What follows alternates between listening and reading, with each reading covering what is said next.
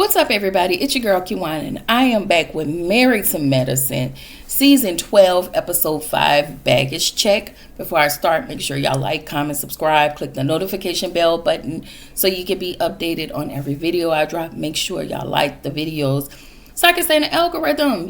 Shout out to the new subscribers. I hope y'all like my content. Welcome, welcome, welcome. For those that still stuck by your girl, thank you.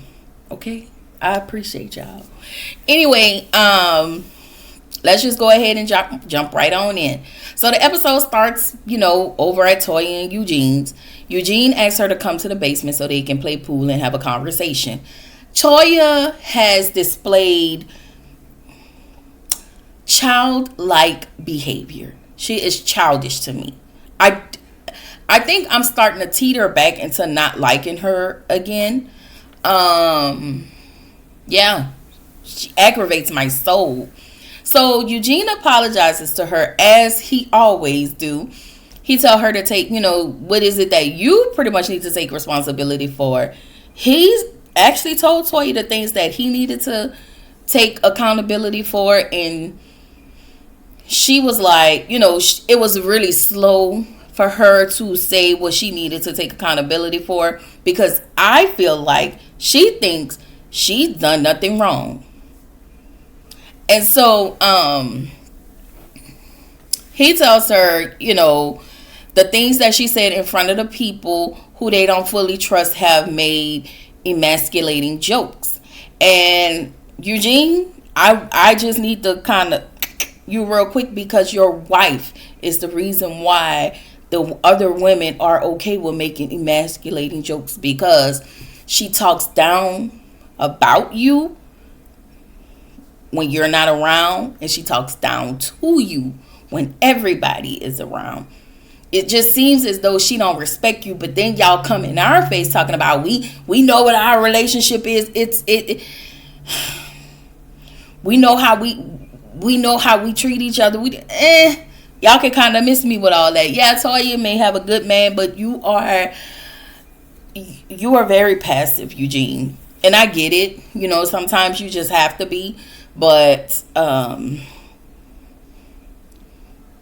just sometimes, you have to tell, like, put your foot down, Eugene. Put your foot down. That's all we saying. No violence, no name calling. You can put your foot down.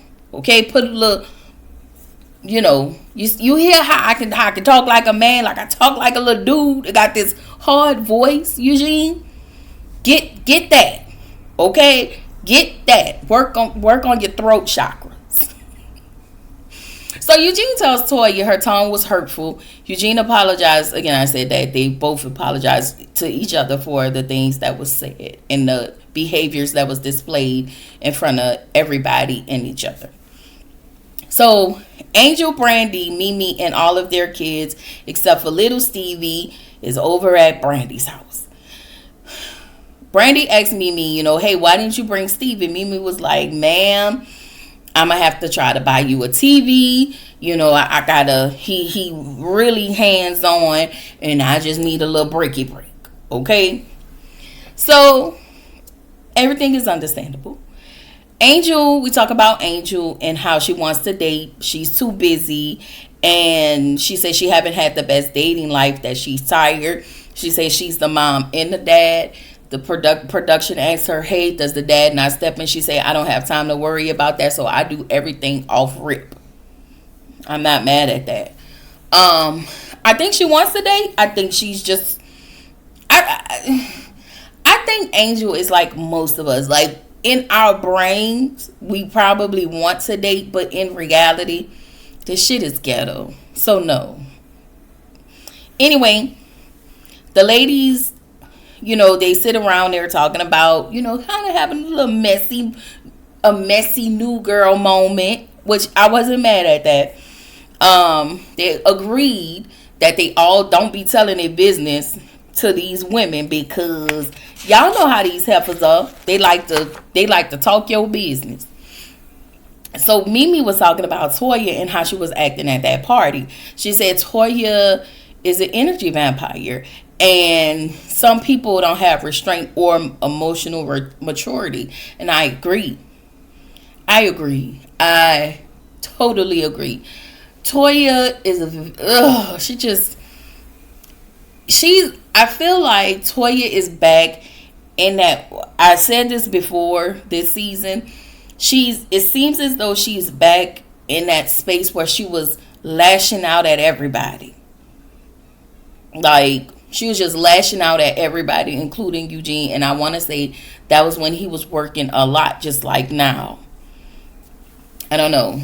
She needs to learn how to control that attitude and that anger of hers. But I do, understand, like, hey, you can have a conversation with your husband. You can have a conversation with people. But the way she act is just, ugh. She was like, I'm almost 50. Are you? Because you act like a damn 2-year-old. Simone and her sister. So she said she talked to her sister daily. Her sister asked what happened between her, the boys, and Cecil. She said Cecil basically was disrespectful. He didn't have her back. And she is actually resenting Cecil. So Cecil and his brother are having a conversation. So we're doing the back and forward, right? Cecil said his brother had been going through like a roller coaster with the divorce that he's in. But now he lives in Atlanta. He's a realtor, so he's doing, picking up his pieces or whatever. He tells Cecil to create a united front with his wife because basically those boys are going to go off. Simone needs to know that you have her back. So Simone said that Cecil is opposite of his dad. He's more like the nurturer, and she's tough like Cecil's dad. She wants them to actually be, again, a united front. Cecil talks to his brother, and for me, I feel like you're still trying to justify why his boys should be standing in a FAFSA line, sir. They can sit on the floor and wait in that FAFSA line, which we're not doing anymore. You can do FAFSA online, okay? Fast and it's FAFSA, okay? That we used to call it FAFSA, but it's FAFSA. Okay, Cecil, please get out of my face. Okay, if you want your boys to go to school debt free so bad, you pay for it. You pay for it, and that would take a lot of weight off of someone. Like, this lady want to retire. She's older. Like, I don't know. His brother was like, listen, I keep hearing you say I, but again, he keeps saying the same thing. You need to have Simone's back. You need to check her temperature, because Simone has to be here too. And he was like, I hear you. But do you, Cecil? Are you really listening to your brother? So Simone don't feel like Cecil and the boys are not considerate of her. And I understand. This lady says she is tired. Y'all, I think Simone takes care of her boys because she don't want to throw them out to the wolves because it's hard. And everybody around you probably tell you, throw them out, and you want to, but here you don't want to because you don't know what they'll experience going out there in the world. So you try to give them a leg up with what you have. So I understand Simone so well. I may not have like Simone type of money, but the way my situation is, all I ask is like, hey, you save, you hear, you save, and then eventually you get on your own, at a certain time frame. And it's hard when you have to pick up certain slack. So I don't pick up that type of slack that Simone pick up, but it's hard because you just been a mom all of your life, and sometimes it's like that mom button don't go off, and I just you just want to be just an individual. That's all. Sorry, y'all, just had to say that. So I do understand Simone. Cecil, I get it. But not on the back of Simone. No, I don't agree with that. Anyway, Quad and King. Now, I seen the clip for next week's episode with Quad and King. I don't think they're about to break up, but I really do think that King is going to tell Quad that he does not want children and that he's not ready for it. Anyway, King and Quad are being sent off to Africa. King, or she may not have gotten the news that she wanted when they went to Africa. You know, but I think for Quad, I think she will be, if she would adopt a little baby. Like, if you can't do it this way, you know, it's always adoption. And I think that Simone, I keep saying Simone, Quad would do well with a little baby girl or a little baby boy. Just somebody to start fresh and new, you know. So they're being sent off to Africa. King asked, you know, what if you don't get the results you want? Like, he's being negative, I feel like. And I get it. He was like, I'm being a realist. But, sir, you know the risk. Like, these are questions that you should have been asked. King really get on my nerves because he knew that girl wanted to have a baby.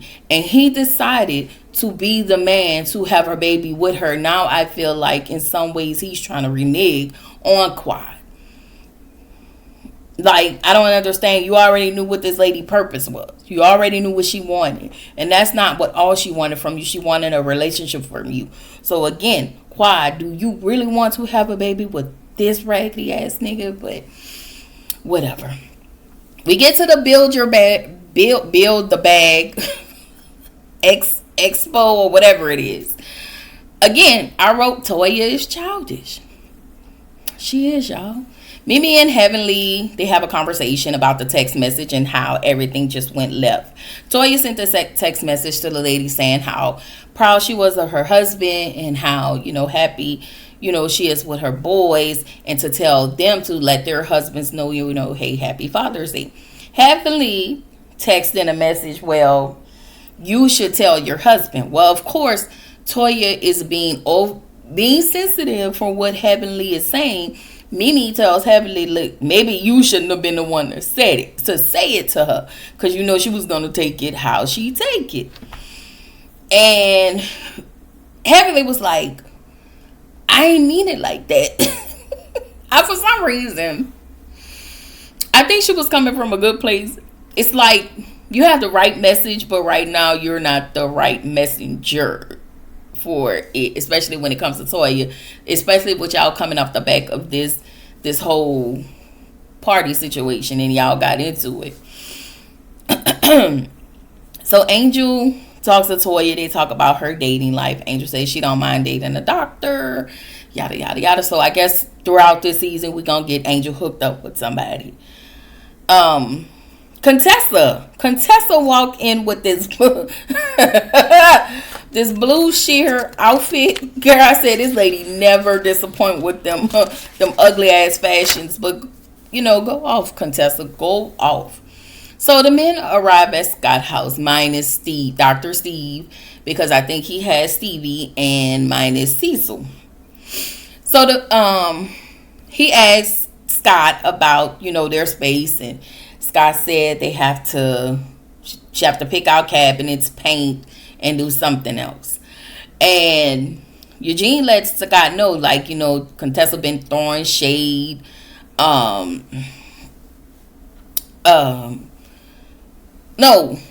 I'm sorry.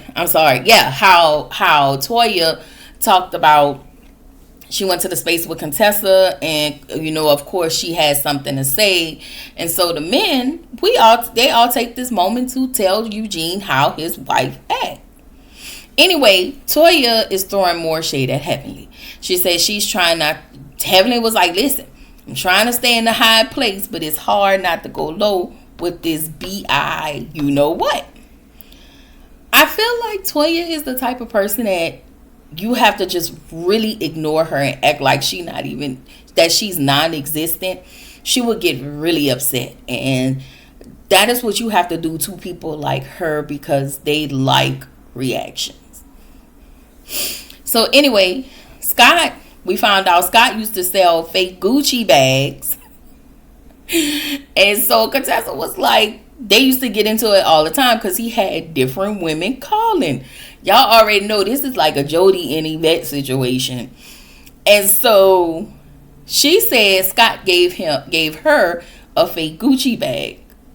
I can believe it. Or was it Coach? I think it was Coach. It was either Coach or Gucci, one of them. I think it was Coach. And I was just looking. All I could think of was $40. that's the only thing I could think of.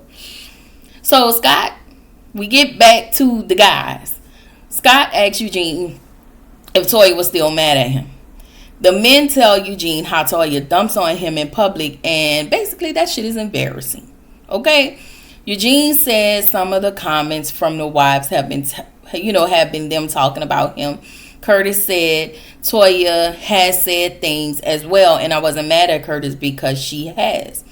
Damon said basically these wives need to change. They're not, okay? So we get back to the ladies. Heavenly tells Toya she didn't mean anything by her comment. Toya, she says how, Toya tends to embarrass Eugene in front of everybody, and it makes all of them uncomfortable, which it is, even when we see it, because I'm not going to lie to y'all. Every time I've seen her embarrass the dog out of him, I cringe. I cringe. So, then we see Brandy and Angel trying to jump in the water for Toya. And I'm like, please don't do that. Because by the end of this season, she gonna kick both of y'all in y'all ass. We have seen her do that to every person she has called a friend. I'm sorry, yeah. So Jackie starts to cry and come up with this whole speech. Y'all need to stop this and y'all need to stop that. And I was on Jackie's side because I'm over it. She tells Heavenly, you don't have to throw a boulder when they throw a rock. And Heavenly said, yes, doctor. I'm sorry, y'all. I really think Heavenly was trying to be on her best behavior. I do think that she was honest with Toya, and I really think she came from an honest space. We know how Heavenly can be, and we can throw that all off the table. But we also know how this one act. She act very childlike. Like, and nobody can't say anything to her. I don't know. She's really starting to get on my nerve, and we are only on episode 5. That is ridiculous. Anyway, Toya don't like how everybody clown Eugene. Eugene don't like how everybody clown Toya. And Eugene, again, as I stated earlier, your wife is the reason why all the women in the group clown you, because none of the men don't. It's the wives, and they do it because they see her do it, and she do it while you're not around. I'm just saying, y'all. That is all I got for this review. I will see y'all tomorrow for Love and Hip Hop Miami, and Sisters will come back. Will return on Wednesday, and we have new ladies. 2 new ladies look like they're gonna replace the other, the Karen and Ebony and Novi. I don't know. Anyway, we'll see. This is your girl Kiwan reminding you to keep showing up, keep growing, stay true to yourself, and I will see y'all in the next video. Bye.